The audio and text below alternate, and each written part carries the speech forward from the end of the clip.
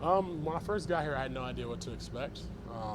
I really just was, kind of nervous at first just because, you have all these people here. So you walk out, you're like, oh, well, there's my high school math teacher. There's my, there's the person I took to prom. It's just like one of those where you're like, wow, this is interesting. But I've gotten used to it now, and it's kind of feels like you're playing for a city that, not only supports you, but also for a city that, like, you want to do well for even more because I know what Charlotte is. I grew up here, so it's funny because J. Cole's on our ownership, and I still have my photo with him when I was sitting with Case Deal, my friend, and he's in the second row. I'm in the first. That was my first ever courtside game, and against the Warriors, and I remember that like it was yesterday. And to see all of the changes that have been made, and then the direction of the organization is so exciting for me as a kid that grew up here, but also being a part of it to hopefully, give that next generation that same feeling.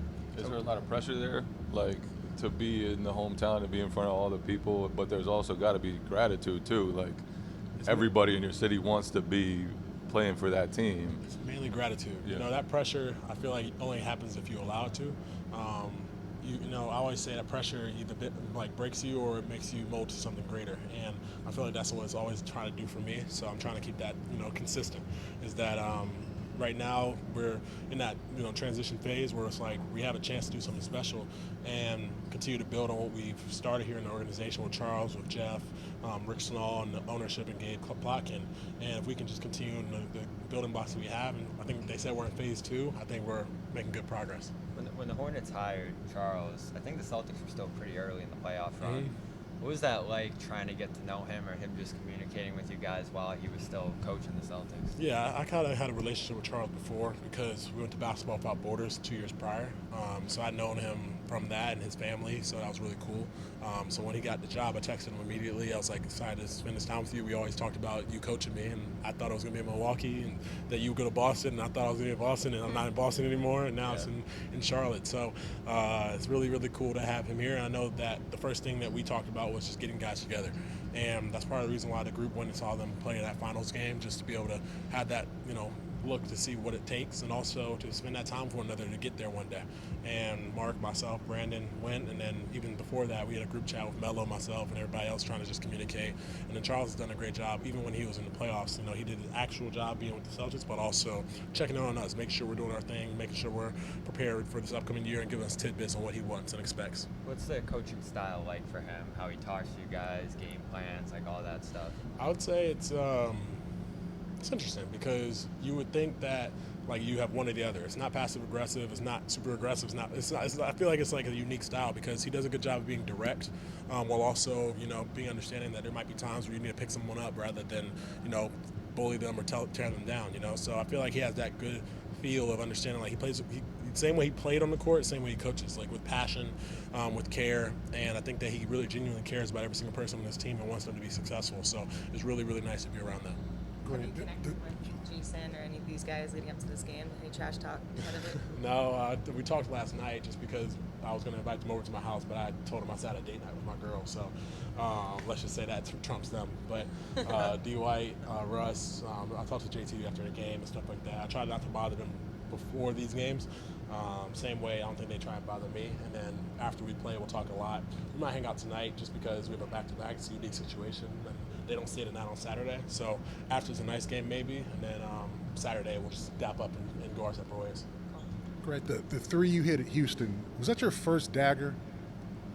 Not to my knowledge, no. I think I probably hit a few. I think I hit a couple in Dallas. Like I did it against actually this Charlotte team. I hit a dagger against them, and we were up, I think, about 6, and I put or 3 or something like that. Put the game out of reach or something like that back in Dallas. And I feel like at least I hope I had a few in Boston. Maybe not, but I haven't had a game winner yet in the NBA. So maybe that's on the way. What's that like to kind of close out a game, and you're playing a pivotal role here? What's that like to kind of feel that comfort? It's unique because I feel like we're always doing it on a defensive end. I feel like always the person that got a stop or did something like that. So I feel like this is the first time on offense that that my knowledge and memory is that like, oh well, that was a pretty clutch shot you just made. Oh, cool. Yeah. The last game was 2 clutch free throws. I said I finally made them both. Trey Mann was screaming that at the free throw line, so it was pretty cool. Grant, there's been a lot of reports that like more NBA players are interested in like buying WNBA teams or investing in them, and you've been one of the more like visible people who's been supporting WNBA for a while now and just a fan. What have you seen out of the league like this past year, and how fun has it been to watch? I've been trying to bring a team to Charlotte for the past 2.5 years, 3 years, but that's up to Kathy and them. There's nothing that we can say or do about that. The WNBA is in charge of all that. They hired a third-party firm now, so I feel like it's a competitive landscape now. Before, no one, I feel like, was super motivated, and then all of a sudden, there's been this wave, and I think that that's both great because hopefully it stays around. That support can't just be fleeting. It can't be something that's seen as a money opportunity. It's something because you actually care and actually want to promote not only the game of the women's basketball, but also promote them to a higher level because they deserve a lot of the same marketing and opportunities that we do as players and as athletes. And honestly, it's going to be really beneficial to the league, that influx of money that will come from those expansion teams and franchises, and then just understanding the organization as a WNBA has to be better as a whole in the sense of taking care of the operating budget and making sure that things are being spent where they're supposed to be, and just being run as if they're a Fortune 500 business as well because they've been around for 25 plus years, and they definitely have some just like we did when we first were 25 years before. You have some growing pains, and now this is the time to capitalize on opportunity that's ahead. And it's just a matter of putting people in place that have good understanding of what they're doing and utilizing that success to hopefully not only help the players, but help the ownership as well. Have you heard anything about a team in Charlotte, or is it just you just wish that was the case? I don't think I'm supposed to talk about most of that, but in general, like they have like probably 12 franchises now that are going after bids, and it's a competitive market, and it's a matter of how many teams do they want to allow to have a franchise, but also being smart about the actual markets that they're going into. I know JT, they announced that he's on that St. Louis bid. A couple guys, I know Kansas City, I know Indiana, like ownership there. Indiana's already got one, Fever. I'm talking about who was I thinking of? Orlando maybe. That's the one I'm thinking about, and a couple others that just are continuing to bid. And I think this is like one of those where you try and drive the money up as much as you can, but also on top of the money, you have to find the right ownership groups because you don't want people that just come in and don't really, engage in the team, make sure that they have all the resources they need, just see it as a money opportunity. So they have to do a deep dive and make sure they bring the right partners in, and that's going to be the number one thing. You were at the game where the Celtics clinched the finals, right? Yeah.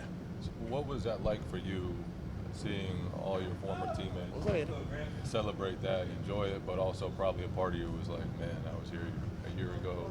That was special, man. Honestly, I didn't really feel down because I left Boston.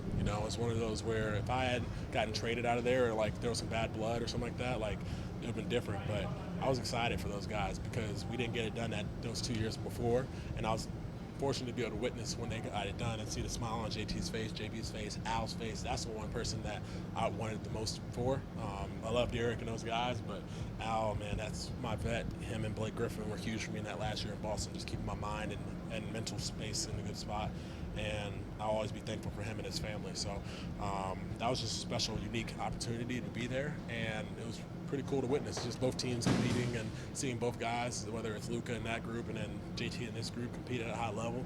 It's nothing more you can ask for as a fan of basketball and as a friend to most teams. So that was great. Yeah, obviously, they had some personnel changes, but what did you see change in the guys that you played with that allowed them to reach such a high level last season? Yeah, I think their offense was significantly better than ours that year when we went to the finals. I think that's what stagnated us in that finals run. We did a great job of guarding and defending under that Ime crew, but I think we still hadn't understood what it took to win at the finals yet.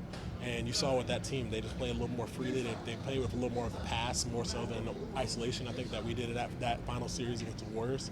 And JT and JB didn't feel like they had to do it by themselves. They had a good group around them with Drew, with D. White, and all those guys. And they had a special opportunity to capitalize on it. And they played against a team in Dallas that had a bunch of talented players, but that continuity that Boston had, especially being there, gave them that edge. And I think that Joe did a phenomenal job of game planning for that series, and Charles and the rest of that staff. It was great. Last one for me, but going into this matchup tonight, Celtics dug themselves in a hole early against Pacers, but they were able to make the comeback. Mm-hmm. What's kind of your guys' point of emphasis starting out the gate against them? I think any team will tell you that you got to take the three-point line away from those guys. That's how they, make their money in this league. Those guys, I think each one of them shoots over 39, probably % from the three-point line, and at a high level and a high, volume too. Like D. White shooting 8 threes a game at 41.